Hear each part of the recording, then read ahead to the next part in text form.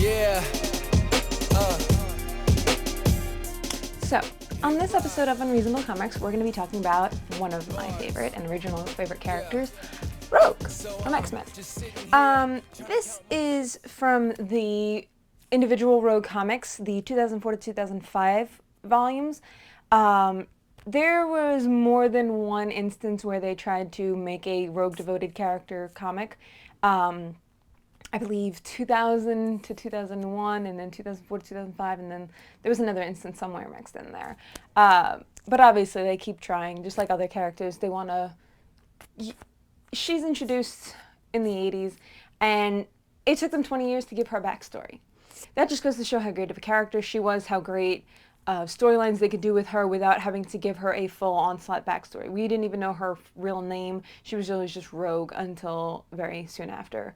I believe this was when we introduced her real name, if I'm not mistaken, or was the 2001 incarnation. Either way, she's a great character. She's definitely a dynamic female character because she's good and she's evil. She's always kind of played back and forth.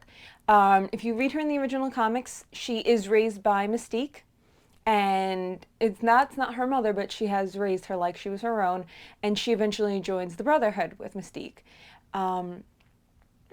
That was a good kind of intro because they introduced her as a villain, and then later on she does become more of a hero type, but she never becomes an ultimate good. She's never just always the perfect person or anything like that, so that makes her a very dynamic kind of character for the sake that she is never, she's a Jean Grey where she's always prim and proper and happy and good unless she's possessed by some evil spirit. And it's like, no, she's good in her own sense and then bad in her other ways.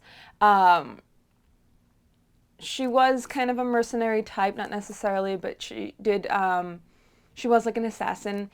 If you read certain comics, the way that she actually meets Wolverine a while before either one of them join X-Men, and they kind of go at it, and they actually have a rivalry for a long time. And even when they do both join X-Men, there's kind of a friction between the two of them. Neither one of them wants to work with the other one, and they're just both kind of at odds because, once again, Wolverine can be a good character, but we have seen him go off the deep end. We do know he has that potential to go kind of a little bit crazy. But with him, it's more of a, I've been living for so long, I don't even know who I am kind of thing anymore. And, certain comics, in certain realities, he doesn't know who he is. He's lost most of his memory, and he's getting it back in pieces from different people. So it is a kind of good... I just like that they're at odds in their rivals, and then eventually it softens. Definitely one of the biggest things is, depending on, it's usually in the cartoons, not in any of the movies that I've seen so far. And depending on the comics that you read, even like this one, I do not believe she has the ability to fly. She obtains the ability to fly because obviously we know Rogue's origins are that it's usually all the same around puberty when all the other mutants' powers develop, hers develop, and she can absorb powers through touch. For the most part, as long as the touch is short, she kind of zaps a little energy from them, but she doesn't necessarily harm them as long as she doesn't hold on for too long. With Miss Marvel, though, she held on, and Miss Marvel fought her because she had a very strong psyche, because she was part of the Kree, I believe. And they're very strong psychic kind of creations, that kind of mutant. But she absorbs her powers, and Miss Marvel is trying to fight her off. So in that battle, it was actually worse for Miss Marvel to fight her off because Rogue absorbed so much of her powers and almost left her to the brink of death that that ability to fly was now actually a permanent ability for Rogue. Rogue always obtained that ability to fly and kept it because the way she obtained it. It wasn't just a soft touch. It was almost like a battle of wills, and she won out and she got that power from, it was almost like a battle of who could keep that power. So that was definitely a great, it's like a great look into Rogue, because you do get to see, all the other characters have their powers, and whether they use their powers for good or evil is their own thing. But Rogue doesn't necessarily have, where Wolverine has his healing ability and his strength and things like that. It's kind of a similar thing where afterwards he had the bone claws, but then they gave him the adamantium, and that changed him a bit. Rogue is kind of the same way, where she had a little bit of a superhuman strength. She has her ability to basically zap people and knock them out if she needs to, but for the most part, she does not have her own individual good fighting thing. She has to steal other people's abilities to become a better asset. You know, she can steal Wolverine's healing ability, so that way she can heal from a wound. She can steal Jean Grey's ability and, you know, be able to fly things around and do all that kind of fun stuff. So she can in some ways be considered a weak character because her ability is not her own. Her abilities are not her own. Her only ability is to be a thief in a way. So you can see why she would be a villain, because in a world where everybody's being persecuted for being a mutant, she's got almost no ways to protect each other except to hurt people. You know, she has to hurt people to protect herself. And that is a very hard thing to deal with because, you know, she doesn't want to be bad, but it's almost like they force her to be. And that it's like backing her into a corner. And that's a really great idea and a mindset to be in. Eventually, she does... when she steals Miss Marvel's powers and almost kills her, she feels guilty for that, obviously, and then she joins the X-Men to kind of redeem herself, and this is where she interacts with Wolverine, and it's good. I like it better than other incarnations, and we'll see when we get into that transfer of media, but I like that she isn't this, you know, Professor X raised person that's so happy and go lucky and was treated kindly and everything. You know, she's a runaway. She's taken in by Mystique. She's, you know, showed a way to be a villain. She wasn't raised by, you know, Professor X or happy-go-lucky parents or anything like that. Obviously, she's had a hard life of it as it is, you know, and you see what she's developed into. And she's been raised, obviously, by somebody like Mystique, and then she goes and turns around and still goes to Professor X. You know, she still has that potential for good in her. So it really shows that quality, that character development of, you know, it's almost like nature versus nurture. You don't have to be evil just because somebody raised you to be that way.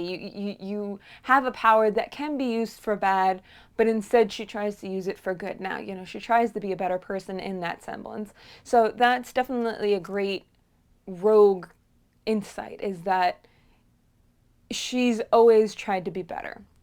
Now, if you read these comics, these are a little bit, it's a little bit different. She's obviously already got her relationship with Gambit. You know, Remy and her are a couple. That has been I believe, the longest running relationship for Rogue. There are instances of her dating Magneto and a couple other people, and that's just weird. But this is like everybody's go-to. You always know Rogue and Gambit, those are the couple together. I liked it again because Remy does have a similar, you know, personality to Rogue. It's kind of like a bad guy turned good, but still always that sly little devil underneath. You know, they are willing to be the little bad guy if they need to be. So that was definitely a good correlation between them. In this comic, we do get more of a background story on Rogue. It delves in this instance, Remy Gambit does not have his sight. He's lost his sight, so he's lost pretty much his entire ability. There is one scene, especially in this comic, where he goes off in search of her because, you know, he misses her. He loves her. That's his girl. And he tries to get into a fight with some guy he thinks that she's hooking up with. And she's like, you can't see, you can't fight. And he's like, I don't need to fight. While he's like, I'll just keep swinging until I make contact. So Remy is one of those people who's not just going to let the light, you know, he lost his ability. He's not going to let it put him down. He's still going to fight for her because that's who he cares about. I do like that they did this instance. There's the other story thread where Rogue loses her ability. All of her abilities, the flying, anything that she got from Miss Marvel, you know, the psychic ability, it's not psychic, but it's her psyche, which is where she took her basically, Miss Marvel's, not only her characteristics, but her actually personality and her thoughts and everything like that. So it's almost like a Jean Grey Dark Phoenix kind of thing where there's this alternate personality inside, like a multiple personality type thing where there's another person basically inside her head who takes over. So when she loses all of those powers, she's able to touch. She's able to be with Gambit, and that's, I think, because for the longest time we didn't have an interaction really. Their love story is so great because there's no physical contact. They have to find ways around it. She has to love him, and he's probably one of the greatest men in the world because he has learned to love a woman who he physically cannot touch. He can't kiss her. He can hold her, but there's nothing but clothing in between them. They can't be intimate. It's almost like having an asexual relationship where you're dating somebody but there's no actual sexual and physical contact. And I think that's probably one of the only comic book relationships to have that. It's sad that they did it, and the only reason they have that kind of relationship is because she can't be touched or touch people without hurting them. You would like for them to have an asexual couple. That's not because of somebody's ability getting in between them. But even still, it's nice that they have that representation of that kind of couple, that you can see that love can be just two people. It doesn't have to be a physical kind of thing. So that was really sweet, and it's nice to see that. Obviously Rogue is forced to live this life, but Gambit doesn't have to, and Gambit does he wants to live that life with her. And obviously if you read it in the beginning, when they first meet, he's constantly trying to sway her, and she's just not having any of it. She doesn't want it, because she knows she doesn't want to get too attached to people because she can't have any contact with them, so it hurts her. But Remy wears her down because he loves her, and it's the greatest thing ever. So definitely this incarnation of Rogue is good. I did like, again, that it's a solo character. It's her storyline. It's not anybody else's. It's not, sometimes when we get it's 80 characters intermingled with one comic book and you have to read 18 other, it's not like where you're going in with like a Justice League and you have to read Batman and Catwoman and Nightwing and all these ones, and just to get, the general idea of what's going on in the storyline. It is a pretty much all-encompassed closed sandbox where it is Rogue storyline, what's happening with her, and you don't really need an outside info. So when it comes down to it, I do prefer the 80s and 90s comics versus the later era, just because Rogue didn't get a backstory for 20 years, and that says a lot about a character. It says that people cared enough about her that they didn't need to know where she came from. She was a strong enough character on her own. This definitely does give a little bit of backstory, but it is very based on just Rogue in and of herself. So I would definitely say if you wanted to get into Rogue, this is a great place to start. This is considered volume 3 of Rogue. Rogue has had 3 individual volumes devoted to her. There's volume 1 and volume 2, and those are both only 4 comics worth, and they're considered mini-series. This was about 12 comics, I believe, for this volume 3 series. They are all also kind of oriented around whatever was popular at the time. The first volume is from 94, 95, and that was based on the 90s cartoon, so you get the brown jacket, yellow uniform kind of Rogue in that one. And then the volume 2 came out around 2001, and that one is catered around the X-Men Evolution. So she's got that shorter hair. It's more the dark red and the brownish color with the white streaks, and that green and black outfit versus obviously what we know further back from her. And then obviously volume 3, she's catered. Yes, she's got the yellow and green, but her hairstyle and even her face, she looks a lot like Anna Paquin from X-Men the movies, because this is obviously from 2004, 2005, so it is venturing into that time period. If it's not silver or gold that we after, then ask yourself, is that how you wanted each day to be spent? For the transfer into other media, I would have to start with the video games. Now, Rogue is not the biggest character because obviously she's part of the X-Men, so to get her, you basically have to get an X-Men game. She does make an appearance in the Deadpool video game for a few short, you get to play her for a little bit in there. But for the most part, you're going to do a Marvel versus Capcom, a Marvel versus Street Fighter, Ultimate X-Men, those kinds of video games where if you're going to get a Wolverine and a Storm, you're more than likely going to get a Rogue. As not necessarily if I wasn't a Rogue fan and just a video game fan, I would probably not want to play Rogue, depending on what abilities they're giving her. Because depending on what generation you get from her, she's very limited. Yes, she can steal powers from certain people, but the whole thing is, if you're doing say a Marvel versus Capcom and you're doing one-on-one like even like a Street Fighter, it's just a one-on-one. So it's not like you're in a group of people where you can steal multiple powers and attack them with everything. You can only maybe steal whoever you're fighting against, and if you're using a rogue that's already has a flying ability and the super strength, if the other person is flying in super strength, you're basically canceling each other out. It's not worth it to play it. Whereas if you do like a Wolverine or a Storm or somebody like that, you have a better options. So while I am very loyal to Rogue as a character, I feel like she is much better read than played. The comics, they enthrall you because of her struggles and her dynamics and things like that, whereas her abilities, her ability is the reasoning behind her struggles, but it is not all that she is. So that is definitely like the downside. The only thing I could see is if they did a rogue-dominated video game where, almost like Dante's Inferno or Infamous, you can choose the path of good or you can choose the path of bad. You can do good missions and help out the X-Men and save people and never kill, never hurt anybody, or you can maybe join the Brotherhood and you can do a kind of Miss Marvel thing where you're going to absorb powers from somebody and leave them near death or even kill them, and you follow that path of evil and you become like a supervillain. And that would definitely be a great game to kind of see, because each mission's going to affect you obviously in different ways, and you get to see the struggles that she deals with. I want points for that if it happens. So for the transfer into movies, we first get to see her in the X-Men movie. That was the biggest what the fuck moment, I think, of all of our lives, when we had little mousy, shy Anna Paquin playing this strong Southern Belle dominant character. It was very frustrating.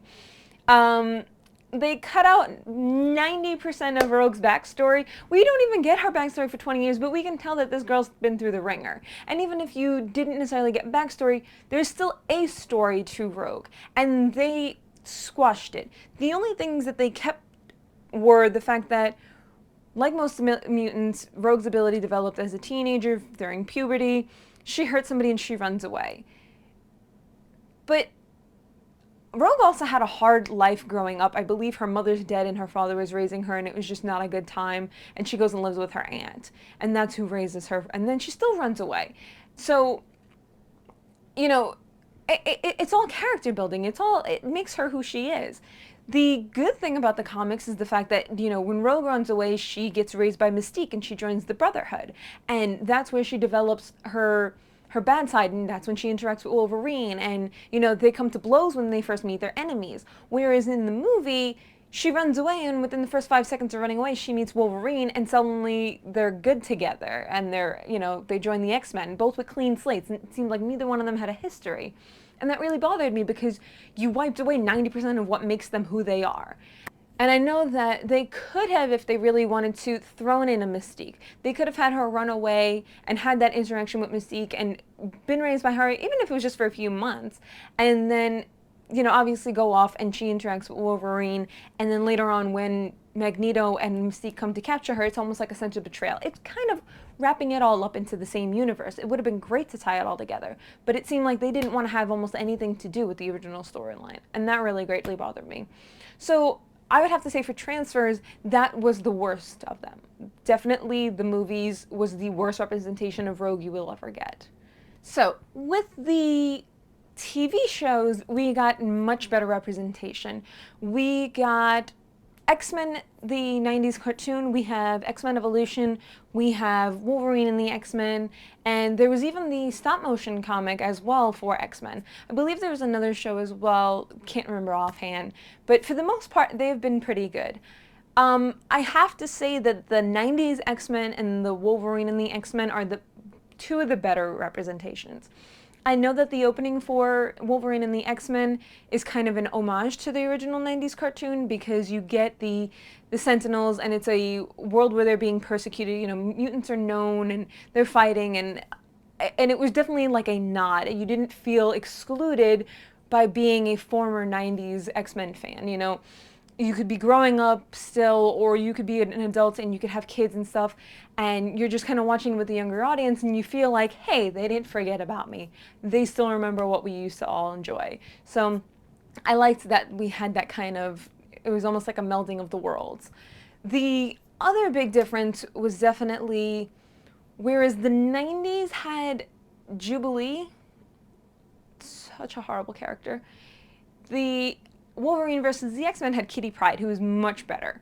And that was the bigger differences. The other thing is that when it came to Rogue's story, they didn't necessarily mention it, but I'd like to believe that the 90s X-Men was following the Rogue that we all knew from the comics, and she was a Rogue who had been with the Brotherhood and left it.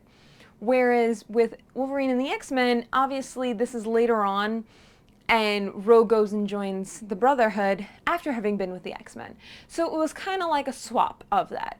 But to me, this is almost a, if you watch a Doctor Who kind of thing, there are fixed points in everybody's time. There are moments that everybody has to get through. It's, you know, a certain death of somebody, a certain meeting with someone. There are certain things that these people always have to do because it's what they're destined for. So I felt like Rogue was always destined to join the Brotherhood, either before, after, during, it doesn't matter. She feels some sort of connection with them. And I think part of that is because, you know, she understands that persecution, that outcast. You know, for the Brotherhood, they're heroes in their own mind. You know, they are mutants. They're being persecuted, hunted down. All these people want to kill them. That's why, you know, like they have the Sentinels and everything. And it's just like, they want to stop. They want to be able to live and be happy. And especially once Professor Xavier goes missing and everything like that, Rogue agrees with it because she's like, we're being taken down. They're seeing us as a threat, and we haven't done anything to them, so they're going to attack us first. And she just doesn't feel like that's a right thing to do. So she wants to stand up for herself. And obviously she feels like Wolverine and the X-Men aren't getting that done, that they're kind of letting themselves be walked all over. And she feels this connection with the Brotherhood, and she wants to join, and she does. Obviously, their methods become very kamikaze and very harmful, and they're hurting innocent people instead of the people that are trying to persecute them. And she sees that she's becoming a villain just like the people they've been trying to fight back against. And, you know, either way you look at it, Rogue has always figured that out, but no matter what, Rogue has also always felt some sort of alliance with the Brotherhood. So I definitely felt like that was a great character development, that it didn't matter nature versus nurture, how she was brought up, who she was brought up with, how it happened. You know, this is always a character development that she's going to have. It's not something that it's going to change, you know, depending on who she's around.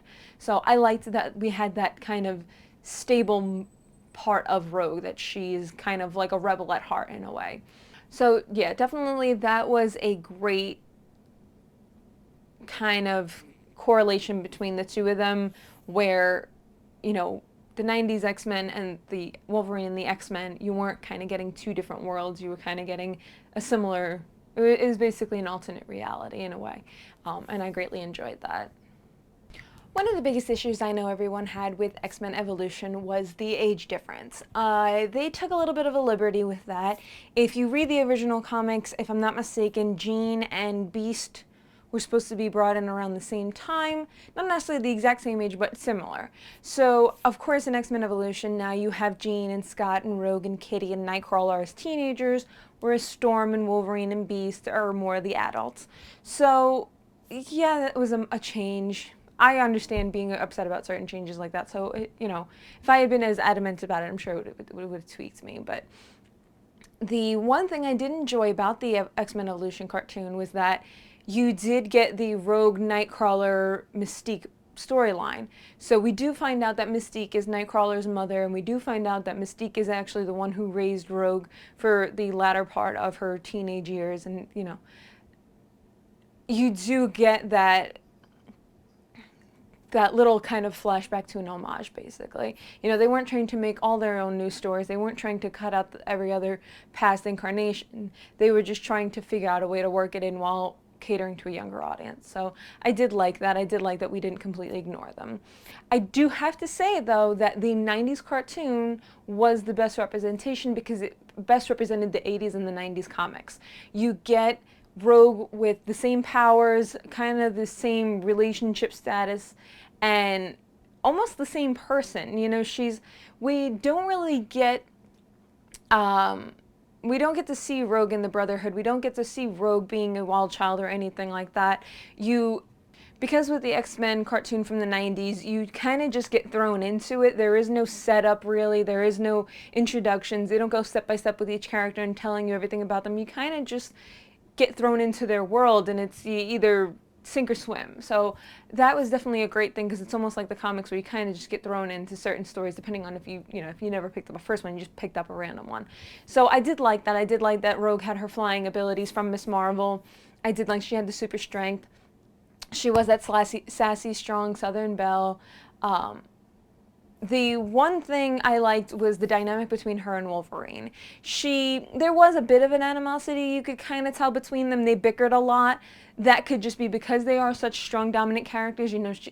Unlike in the movie where they make her that weak, mousy little thing, she is a very strong person. She's very vocal about her opinions. So, I mean, obviously, you could say that maybe it follows in the same reality as the Rogue being in the Brotherhood and coming to blows with Wolverine originally, and then them both joining X-Men, because you could say that maybe this is further down the line where they've become comrades and they've built that camaraderie basically, and they've had this relationship and they've made amends. So that could definitely be a later part.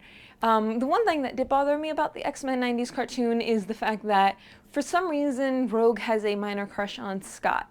Jean Grey and Scott are obviously, the prom king and queen, they're the golden child, all that stuff, they're the ultimate good. And Wolverine lusted after Jean Grey, and Rogue had that little bitty crush on Scott. Thankfully, it was diminished very quickly when Gambit's character becomes more prominent, and obviously he starts to woo over Rogue, and I liked their relationship better.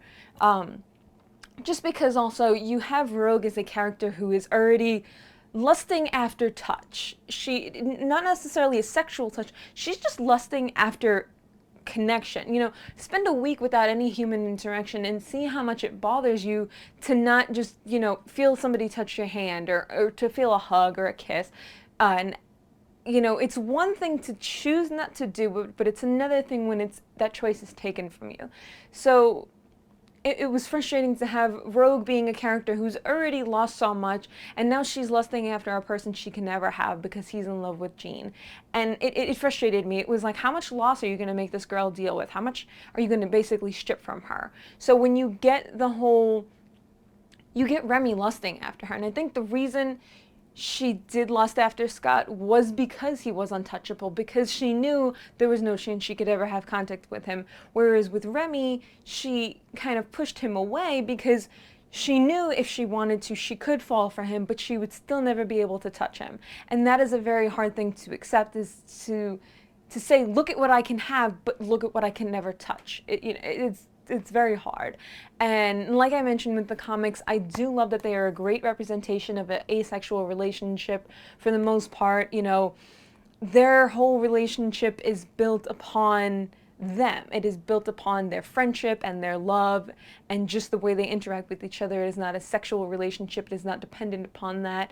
I mean, yes, obviously, it changes. It's not a perfect asexual representation, because obviously when Rogue she loses her ability for a short period of time, and there's even a point where Professor X manages to figure out that the reason Rogue has never been able to master her ability and to be able to turn it on and off basically is due to mental blocks. So once her mental blocks are down, she's able to actually control whether or not she takes powers and hurts people and takes their life force when she touches them. So it's almost like she's forced into an asexual relationship, not for want, but because of need. But it was still nice to have that. You could have had Rogue lusting after Scott for ages, but instead they decided to give her somebody who loves her and show you a relationship based on just interaction, not sexual. So that was definitely nice of them to show that you can, basically to show us that you can love somebody without having to kiss them, to touch necessarily their bare skin and everything like that.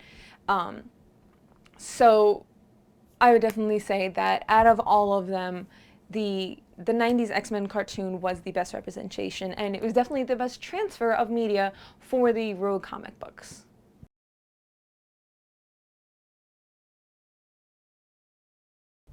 So, Arrow Season 2 finale and recap. First of all, I flipped a shit, but we will get to that in 1 second.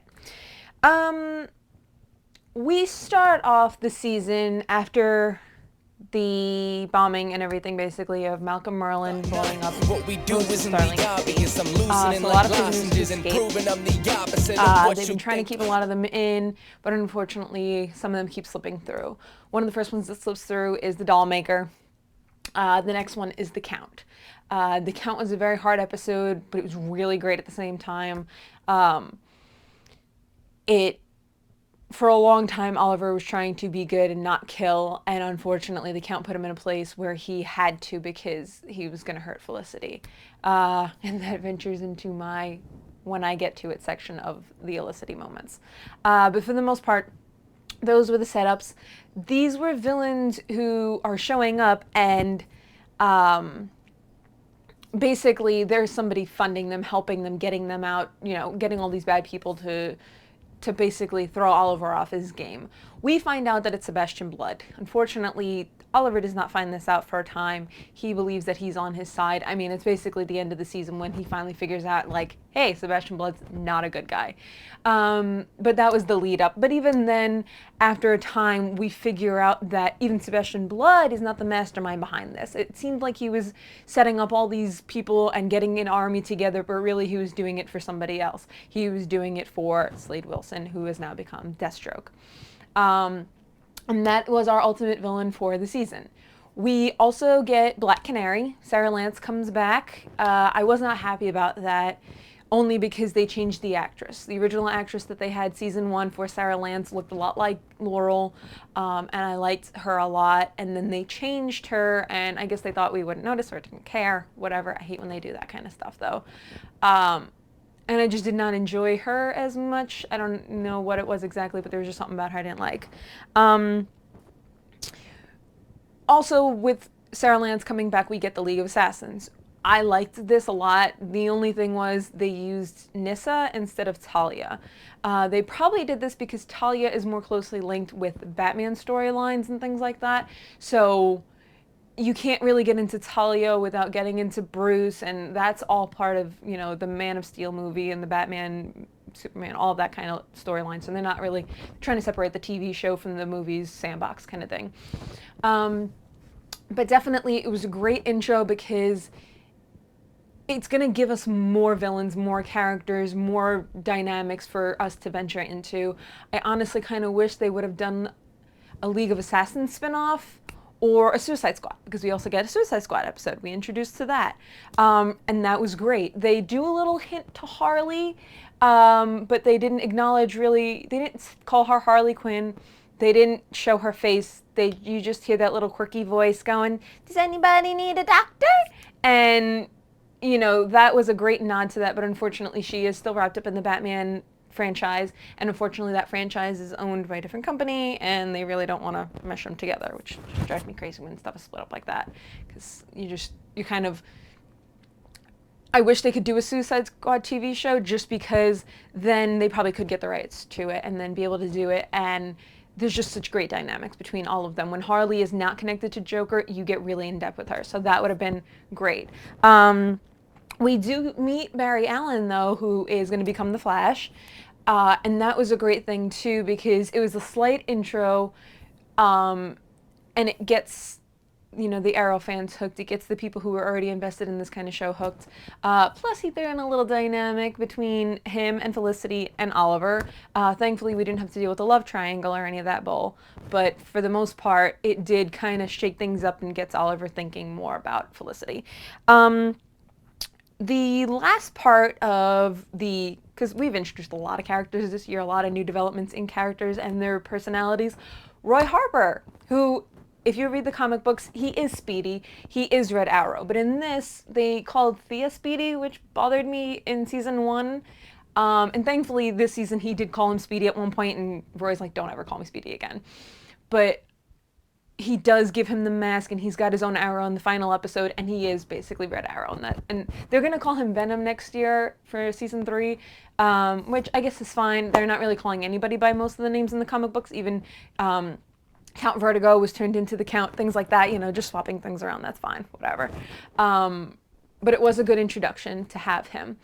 Now, for the finale, well, The episode was called Unthinkable. In a previous episode, Sarah tells Oliver that he's going to have to do the unthinkable to beat Slade. Even Oliver admits he's going to have to do something unthinkable to defeat Slade because it is the only way to truly throw him off his game. Slade kidnaps Laurel, and Oliver takes Felicity to the mansion and tells her that he wants her to be safe. She, of course, every time something goes down, she wants to be there with him, she wants to fight with him. And he basically tells her, Slade kidnaps who he thinks is the woman I love. And he kidnapped the wrong woman. He tells her he loves her. I squealed like a little bitch. If you follow me on Twitter, you saw my freak out of the moment because they hinted that there was going to be an I love you said in the episode. They fucked with us so bad. Thea and Roy tell each other they love one another 5 seconds before we get to Oliver and Felicity. Then they tell each other they love one another. Or at least Oliver tells Felicity he loves her. We already know Felicity loves Oliver. She doesn't need to say it, really. And then they also have Diggle and Layla say it. So they kind of threw it at us from every angle just to cover all the bases, just to screw with us because they knew they could. But basically, I rewatched that same 10-second clip 3 times before I even finished the rest of the episode. I just flipped out. I am a Felicity fan. I am on that ship. Captain Amell is, the captain of our ship for that. But the great thing was, he did say that he loved her, and then he tells her, do you understand? Now, granted, in that scene, when they showed the flashback later, he's handing her the serum it's the cure for the Miracle to take out Slade. Everybody said the unthinkable was having Felicity save the day. No. Or that it was just a game, that it wasn't really true, or nothing was unthinkable. No. Afterwards, the writers, and even Stephen Amell and Felicity all admitted that the unthinkable for Oliver was to put the woman he loves in jeopardy, to put her life as risk, to use her as bait, which he did. Oliver is the worst liar in the world. All of first season can't lie to save anything. He tells Felicity that, his coffee shop's in a bad neighborhood, that his friend is making a new sports drink, and that he ran out of sports bottles, so he put it in a syringe. He's a terrible liar. So he had to trick Slade and Felicity because she had to believe it enough for Slade to believe it. So the only way for Oliver to do so, to be believable enough, was to tell the truth. So he did. Stephen Amell even said, why would he lie to Felicity? He wouldn't. He doesn't. That is the whole dynamic between them, is that Oliver can't lie to Felicity. He's terrible at it. So he had to tell her the truth. He had to tell her he loved her.